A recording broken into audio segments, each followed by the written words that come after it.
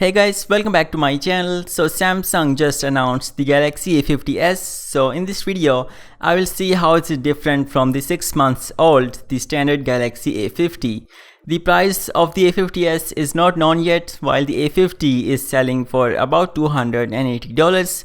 So starting off with the construction, Samsung doesn't tell if their phones have glass bodies or plastic, but on the A50s, it's gonna be the same construction as the A50, which is plastic frame and curved plastic back, while this time the phone is gonna have patterns on the back and they will change according to the light around it.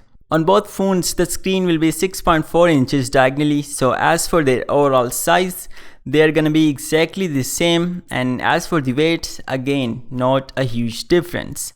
As for the bezels, both phones are gonna have a U-shaped notch, but this time on the A50s, the bottom bezel, which is the chin, is slightly more thinner, but it might not be that noticeable also. The fingerprint scanner will be in-screen optical scanners on both phones, so I hope it will be faster on the A50s, and both phones will have the face unlock, obviously. USB Type-C port on both phones for connectivity, and the headphone jack is there too. The loudspeaker will be on the bottom side and no water resistance on both phones. As for the display, both are gonna be exactly the same, so Super AMOLED screens on both with Full HD resolution, so same screen sharpness, which will be good. Always on display will be there on both, and as for the protection, it's not specified yet for the A50s, but don't worry about it. As for the performance aspects, again Exynos 9610 on both phones with either 6 or 4 GB of RAM, and same storage options also, so 64 or 128 GB of storage and micro SD card slot is still here. And the OS will be Android 9 Pie with One UI. Now coming to the cameras, and it's where we're gonna have some noticeable changes. So the A50 came with a 25 megapixels main sensor, while this time it's gonna be a 48 megapixels quad based sensor on the A50s. The A50 was pretty okay, or we can also say it was a below average camera. So on the A50s, same sensor as the Galaxy A80, and it was way better than the Galaxy A50 in terms of the image quality. So I hope the A50s will be good too. The secondary sensor on both phones is a 8 megapixels wide angle sensor with 123 degrees of field of view, but image processing can be different, so there can also be a difference in image quality. And at last, the third sensor is a depth sensor for portraits.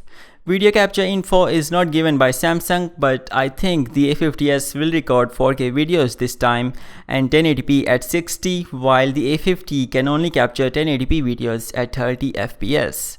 Slow motion capture should be at 240 fps in 720p resolution, and as for the super slow motion, which should be at 480 fps, the A50 got it by an update, but it looked laggy sometimes, so I hope this won't be the case with the A50s. The A50s will have the super steady video feature, which are super stabilized normal videos by using the wide angle sensor, and the standard A50 does not have this for now. On the front side, this time there's gonna be a 32 megapixel snapper compared to 25 megapixels on the A50, so same sensor as the larger A70. Along with more detail, the A70's front camera handles dynamic range better too, so I hope the A50s does the same. At last for the battery, so it's 4000 mAh on the A50s, same as the A50, so same screen size and same chipset and same capacity, so screen on time will be exactly the same, which is gonna be really good.